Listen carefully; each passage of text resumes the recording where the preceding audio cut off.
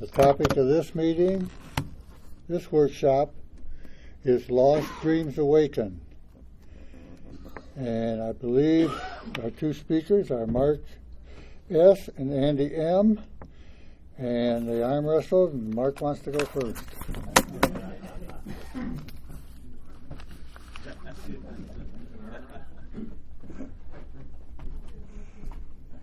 Lost Dreams Awaken. God, that's the truth.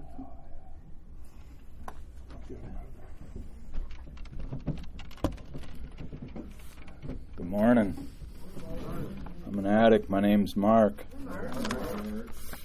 I got to break out the book because I'll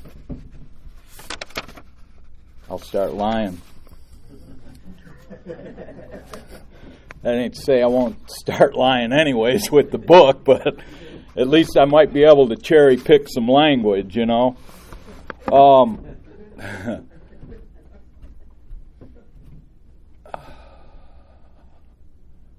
I'm so damn nervous right now, and I'm really grateful for that, because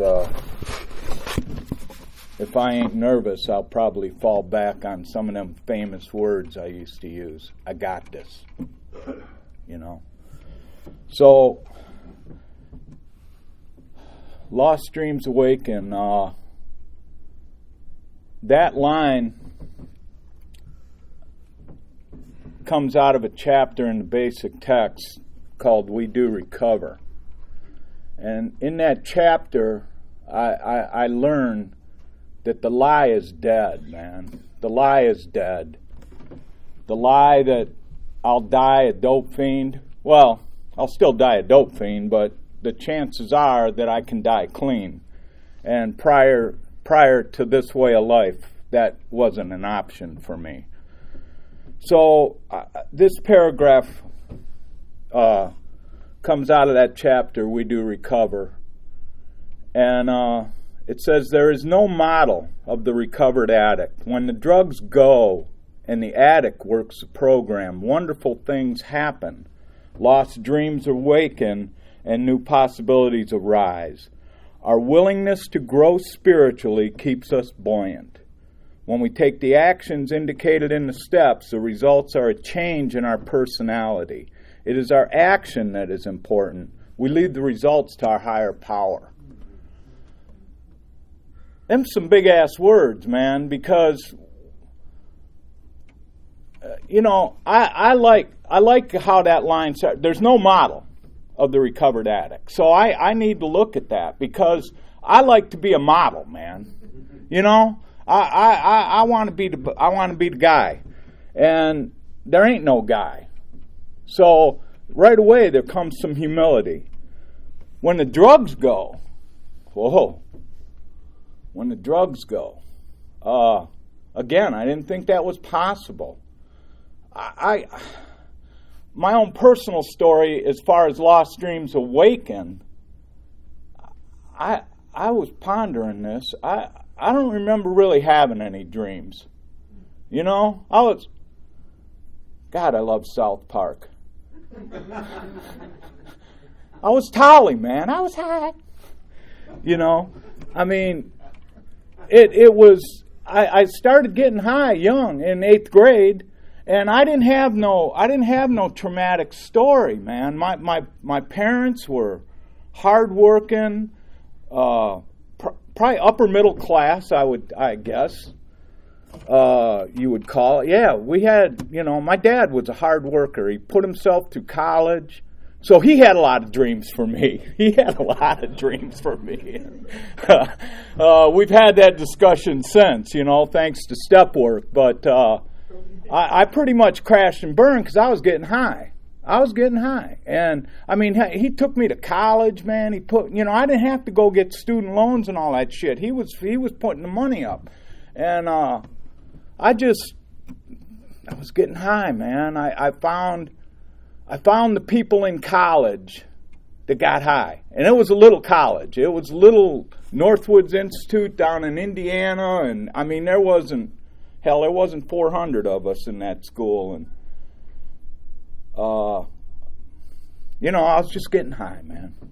I make no apologies. I can't dwell on what I was doing, because if I do, I'll forget about the new possibilities that arose. Because for me, that's the operative information in that sentence. Lost dreams awaken. I didn't have any. I just didn't have any. And it kind of went like this, Bob Dylan's got a line in a song. I think it's talking World War III blues. He says, I spotted me a girl before she could leave. I said, let's go play Adam and Eve. I took her by the hand, my heart was thumping. Well, I still got that girl, and she ain't left yet, but she ain't got a driver's license, so, I mean, and I mean, Debbie and I got together, everything was against us, man. I was high. She got pregnant. Jesus Christ, I don't know how the hell that happened. But, I mean, there was no dreams. I'm saying, okay, when I say that, I don't say that with any kind of hatred or anything. I'm just saying that this is what went down with me. So, Debbie's pregnant. She's 18. I'm 21. We got married, man. And October, it'll be 45 years. Jesus Christ, I got a life bit out of this deal, man. So, not her, of course, because I'm the model. Remember that part. So I mean, we raised the kids, and it became all about just hustling, man. Keeping food on the table, keeping dope in the house. It became a hustle. I'm not going to spend a lot of time on that part. But when I got clean, I pretty much knew I was done. I was done using, man. There was no tricking to think, maybe I could do this, maybe if I just, I thought about that a lot before I found the 12-step program. Because I didn't find Narcotics Anonymous right out of the gate. It took me quite a few years to find NA.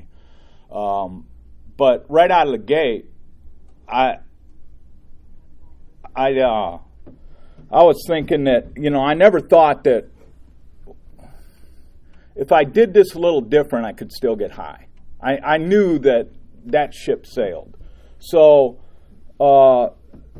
I guess what happened to me was I had a willingness to grow spiritually. I didn't even know what them words meant, man. I didn't come here with no willingness to grow spiritually. I came here because, man, she was on my ass. There were several people in the judicial system that had designs on my ass too, So I didn't come in here because and I'm not dogging anybody that's got paper. Back then we didn't have paper, and I didn't. I wasn't. Nobody forced me to come, except somewhere in all these voices that are tripping most of the time, this quietness came in and said, "Hey, man, maybe you should try some shit different." So I came around. You guys, God, I love you. You let me come around long enough to find the willingness to grow spiritually. And I challenged a lot of that shit. This was the mid-'80s, and I wasn't dressed the way the people in the other fellowship were dressed, and they pretty much didn't know what to do with me, man, and they didn't like the way I looked, and I didn't really give a shit, and I let them know that. But I had kind of read the rules a little bit, and I found that part that said they can't really kick you out, as long as you don't beat nobody's ass or draw guns and shit. And so I pretty much pushed them limits. It's part of who I am, man. I still do it. I do it clean. Not with the same motivation, though. I like to live on the edge. I really do. But it tells me in this paragraph that I have to, the willingness to grow spiritually keeps us buoyant. So as long as I continue to have this willingness, I'm going to stay lifted up, man. And I get to the, it's not that I become unwilling, but I sometimes wonder how long can I keep doing this, man? How long? Sometimes I get in my head, and I don't want to get out of bed in the morning, So at that point, I guess I don't have willingness. So I've learned here, it's okay to stay there for a minute, and maybe, because then I'll start thinking, Jesus Christ, I've been doing a lot of work lately.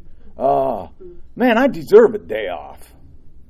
And so then I'll grab a book by the bedstand and I'll start reading, and pretty soon I've been in bed 3-4 hours after I woke up, and then my back's hurting and shit and I'm all pissed off. So I gotta put a foot on the ground, man. I gotta put a foot on the ground. And sometimes that's where the willingness comes from. It just because I have the willingness doesn't mean I'm gonna act on it. So you guys, that's why I keep coming to meetings. Because, see, to me, these 12 steps embody Narcotics Anonymous. But there's like this whole thing about that. So if I just take the 12 steps by themselves, it might become Mark's Anonymous.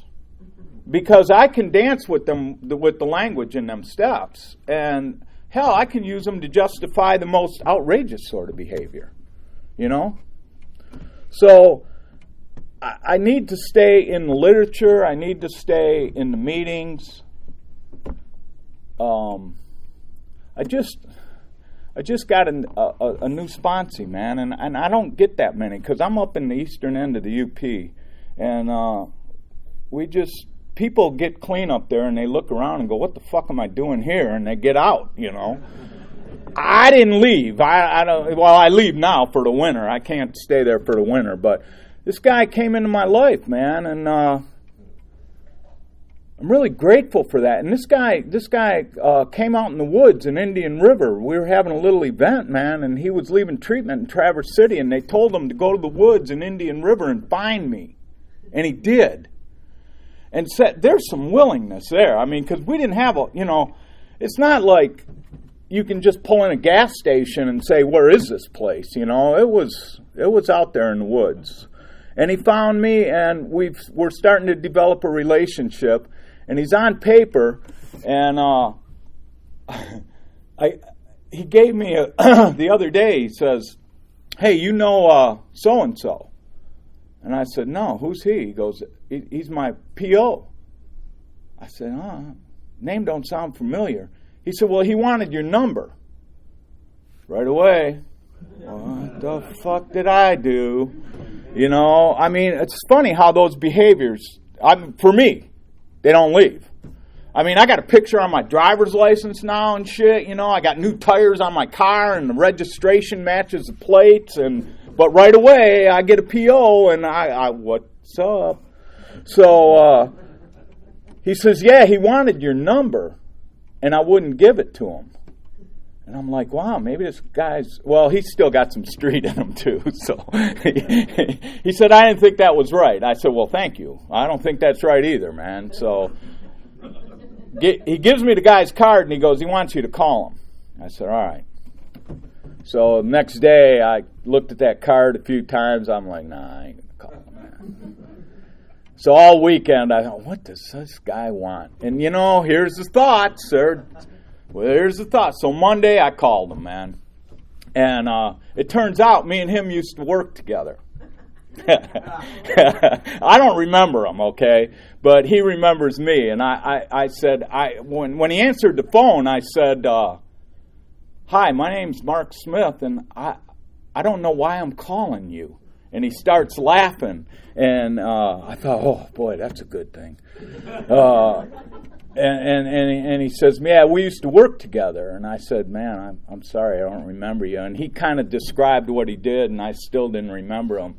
And so when we ended the conversation, I said, well, thank you for remembering me. And he goes, man, you're kind of hard to forget. Coming from a PO, I don't know if I want to hit that. But, you know, it's funny because as far as it goes back to our willingness, the lost dreams awaken and new possibilities arise. After I got clean, after you guys taught me how to live, after I worked steps, well, not all 12, I only did 6 for a long time because who the hell needs them center ones? I sure didn't, you know. I was becoming a model, by the way, of how not to do it. But I ended up, through this program, I ended up serving on a steering committee in Washington, D.C. for corrections and law enforcement. And, I mean, we used to do some pretty good stuff, man. We'd try to get people bulletproof vests and, you know, but I remember I would be like going into the Russell building, man, to talk to senators and shit, and I would just become overwhelmed with emotion about I can't believe I'm here, man. And when those thoughts come right away, I got to remember why I'm there. I'm there because I came here. I'm not there but see, look, man, I'll get caught up in some success. As society measures success, not as I measure success, but as society. Look what I've done. You know? And when I get into that frame of mind, I gotta get back at some point to the frame of mind. Look what we've done. Okay? Look, man, if it was look what I've done, I'm on Medicare right now. I lived that long. What the hell? If it was look what I've done, I'd have never made it to shit. I'd been in Department of Corrections all right. Doing a bit, stirring a kettle for 32 cents an hour, man. That's where I'd be. That's what I've done. That's where my thinking goes because I can get some good ideas. I can get some good ideas. So the willingness to grow spiritually is such a gift. And if you're coming around and you don't have it or you think you're taking 2 steps back for every step forward, our old literature used to say willingness to try. And I love those words right there. Honesty, open-mindedness, and willingness to try. And so that gives me some latitude because I don't have to always be willing to try. But eventually I'll come back to that. Because, see, if I stop at just willingness, I'll convince myself, man, I got all the willingness in the world, but I ain't doing a goddamn thing. I'm laying in bed reading books all day. You know? And then I'll say, well, you know, but they're different books. I'm not reading the National Enquirer anymore. You know? I'm reading Harper's Bazaar or some shit. You know, I'll convince myself that I'm becoming so intelligent in this process. It's a dangerous place for me to be. So, I don't know if I've gotten, maybe I have gotten to the results being a change in my personality. I don't really know about that one too much. I know I'm not trying to be a gangster anymore. I'm not trying to get over on people. I have to watch my expectations at times, though. Lately, I don't know why. There's a message here, and if I talk about it, maybe you guys can tell me sometime during the convention. If I go to the grocery store and I got a cart that's about half full and somebody gets in line behind me and they only got a couple, 3 things, I let them go ahead. And so lately, I've been that guy with just a couple, 3 things, and there's been people in front of me with carts full of shit, and they don't let me go ahead. And I find myself pissed off. And now I just remembered somebody, I think Anna spoke about it last night. Just because I give something to you doesn't mean, Denise did. Just because I give something to you doesn't mean it's going to be returned by you. Okay? So just because I let somebody in doesn't mean somebody's going to let me in. And see, just because I do it in the grocery store doesn't necessarily mean I'm going to do it out there in the car. Okay? I might pull up tight and block your ass out. And now you're sitting there going, son of a bitch, I always let everybody in. So, leave the results to our higher power, man. I never had one before I got here. The first glimpse I ever got of one was in a room full of recovering addicts. And that peace that came as a result of those people sharing their experience, strength, and hope. That's where I first got my higher power from. And I thank Narcotics Anonymous for that. And I hope you all have a good convention. Welcome up north. I'll be real glad when y'all get the hell out of here, man.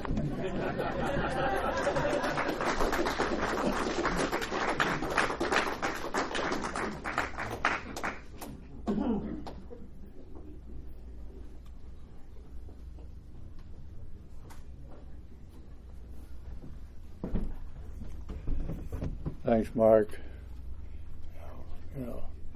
Mark doesn't know it. We've known each other about 3 decades, and I listened to him speak in this room once before, a few years ago, and I could listen to him all the time. He's a great guy. He was the last non-dot-comer in the world when I met him. So, ready, Andy? Yep. All right, sir. Next speaker is Andy. Give him help, brother. My name is Andy. I'm an addict. Andy. I'm really grateful to be here, grateful to be clean. I've had these allergies and some type of cold or something for the last couple of days, and I woke up this morning and it's like, man, I should just stay in bed. But one thing that Narcotics Anonymous taught me is to show up for commitments, and to be a man of my word, and to follow through on what I say I'm going to do. Before I got here, the only thing that I was good at is showing up at the dope house, on time before I was supposed to be there, and just being not a good person, It's definitely an honor and a privilege to be asked to speak at MRCNA. It's definitely intimidating. I'm nervous as hell. There's people in this room who have been clean longer than I've been alive. And if that puts things in perspective, I'm going to be 30 on Sunday. So it's definitely an honor to be here. My clean date's April 23rd, 2014. I'm from Midland. My home group's in Bay City. It's a deeper level at 415 at Sacred Heart on Washington Street. I go to Bay City for my home group because I got to do what I got to do for my recovery, and that's where I feel comfortable. We do a meditation 1 week and a step writing the next. That's where I feel comfortable, and that's where I show up no matter what. Lost Dreams Awaken, when somebody, told me that this was going to be my topic, I was just like, wow, this is probably one of my favorite quotes in the basic text. Lost Dreams Awaken, New Possibilities Arise. I always had a lot of things that I wanted to do in my life, and then when I started using and they started to slowly disappear. Everything that I wanted to do in my life started to slowly disappear when I picked up dope. So being in active addiction for 13 years, I got to the point where, like, I didn't really have any dreams or hopes or anything like that. I was really, really hopeless. I hated who I was. I hated everybody around me. And I'd get to the point where I was pissed off when I woke up every day, and suicide was definitely a goal for me every day. So I get clean, the last time I used, I overdosed and was given Narcan, and I woke up in the hospital and I didn't understand, why God had given me another chance to live, and I went to treatment for the 7th time, and I was reintroduced to Narcotics Anonymous, up in the UP. I went to treatment, and it saved my life, when I came in this program and applied myself, and when I got here, I still hated myself, and you guys loved me before I could love myself, and you still love me when I don't love myself, I'm not going to sit up here and say that every day is a day that I wake up and I love my life, that's definitely not a reality for me. I love myself and I love my life more than I ever have, but I still have days where I struggle, There's still days where every character defect that I have comes out. There's still days where I hate to go to meetings. There's still days where, suicide is still an option, in recovery. And that usually is when, I get complacent and I don't work a program and I let other people affect me, and I let those things come out. But when I work the steps, I got a sponsor, Mike H. from Bay City, if you know him. He's fucked when he deals with me. He really gets frustrated with me because I question everything. And I'm rebellious. And when he tells me to go left, I go right with an attitude. And it's getting a little better as the time goes on. When he tells me to right, I think that I know a better way, But when I do right, things come out that I didn't even know was in there, Things that I thought that I had forgotten, things that I thought that I was over, So it's definitely a process, and I have to push myself to write all the time. And, it's definitely something I don't enjoy doing, but it's something that I have to do in order to stay clean and maintain a sense of sanity. For me, it's like, it's pretty easy to stay clean now. I just don't pick up no matter what. I go to meetings, and I don't hang out with people that get high, and I don't go to the bar to watch the game, and, I'm honest with my doctors and stuff like that. But for me, today, staying sane, and maintaining a sense of maturity, is the bigger struggle for me, and when it talks about lost dreams awaken, like, the biggest thing for me, on the outside, my life looks really good. I have an amazing job at a place where I get to help people. I have a car, I have money in my pocket, I'm in decent shape, but there are days where, like I was talking about earlier, where I wake up and I'm just so broken inside, and Willard used to talk about being Gucci on the outside, Kmart on the inside, and that's like so important for me to remember, to try to match that up a little bit, and at least try to be like Walmart on the inside or something, like something, or Meijer or something, But, like, this program, it's because of Narcotics Anonymous why, I have dreams today, and have a drive to pursue the things that I know that I'm worthy of today, When I first got into recovery, I didn't think I was going to make it, I didn't think that I was able to apply myself, and I didn't think that I had it in me to change my whole damn life, and that's what was told to me, is I had to change one thing, and that was everything, And it started with one day at a time. You know, I just went to meetings and I cut the people out who used, including family members. You know, I shared when I didn't want to share. I talked about how crazy I was, you know, and I got involved in service. You know, and I made Narcotics Anonymous a lifestyle, you know, and because of that, some opportunities were placed in front of me that are beyond my wildest dreams. You know, like I said, I work at a place in the field of recovery, pursuing education in the field of recovery. It's funny that Mark was talking about D.C. because that was something I got to do in 2000. I don't know, it was like, I think it was last year, 2017. I got to go, and I got to get on a plane with the same judge and prosecutor that convicted me, I don't know how many times, you know, and flew out there and got to speak in front of the Senate, you know, for millions of dollars worth of drug court money, you know, for people across the country. And, like, what a blessing, you know. And I'm sitting in those rooms, you know, and I'm just thinking, like, do you know who I am? You know, like, 4 years ago, like, I would rob you, you know, and like, these people were just, like, so happy to see somebody make it, you know. I think the biggest gift of recovery, the biggest dream that I've been able to, you know, have because of this program is the ability to love myself most of the time, you know, that self-acceptance, and to have decent relationships with my family today.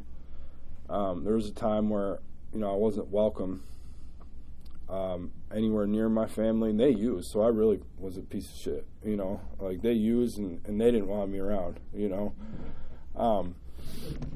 So, you know, today I have great relationships with them. It's from across the street, obviously, you know, because I have to have boundaries, but, like, you know, I get asked to come over for dinner, and they call me for advice, you know, and that's a blessing, you know, to have that support from them, you know, and to have the support from people in these rooms. I don't have a lot of associations outside of recovery, to be honest with you. You know, like, I work in the field, and I go to meetings a lot, and 98% of the people that I talk to in life are from NA, you know, and, like, I'm cool with that. It doesn't bother me at all, you know. Some people are like, man, like, you just need to find something else to do, you know, and separate yourself from recovery. And it's like, no, you know, like, because of recovery, like, I have a life worth living, you know. Who am I to forget that and walk out of here and act like this place didn't save my life, you know? So I stay here, and I stay involved, and I go to more meetings than I want to sometimes, you know. But I found that, you know, when I go to a meeting, I hear something I need to hear, regardless if I want to hear it or not, you know. And sometimes I hear something that somebody shares, and it just reminds me of who I don't want to be in recovery, you know. And sometimes I hear, I went to a meeting on the 4th of July in Saginaw, you know, and there was this lady there who had like 101 days clean, you know, and she talked about how grateful she was, you know, and how grateful she was to not have the obsession to use, you know, and not have to go out and rob somebody just to go to sleep, you know, or, you know, just to how grateful she was. And she was in tears, you know, and I started to get emotional because it's so easy to get caught up in life, you know, and forget that gratitude. You know, of course, like, I go to meetings and say, hey, I'm Andy, I'm an addict, I'm grateful to be here, but, like, is that gratitude really there, you know? And she reminded me, you know, that I really am blessed to be alive, you know, and really am blessed to be a part of this program. So I don't know how long I've been up here. You have 15 more minutes. Holy shit. You know, I guess I can just talk about, you know, some of the other cool things that I've got to do in recovery. You know, I got to go to a spiritual retreat down in Key West last year with my sponsor and, you know, other people in recovery, and that was definitely experience in itself, hanging out with those crazy assholes. But it's like I wasn't allowed out of the state for a lot of years. I would leave the state and I'd go to prison if I left the state, and now it's like I get the freedom to do whatever the hell I want to do, within means, obviously. Also, I'm getting ready to go to this world convention at the end of August, and that's crazy too, to be able to have the money to book a flight and a room and going down there with my sponsor, a couple other people in recovery. I've never been to a world convention. I hear it's pretty sweet, I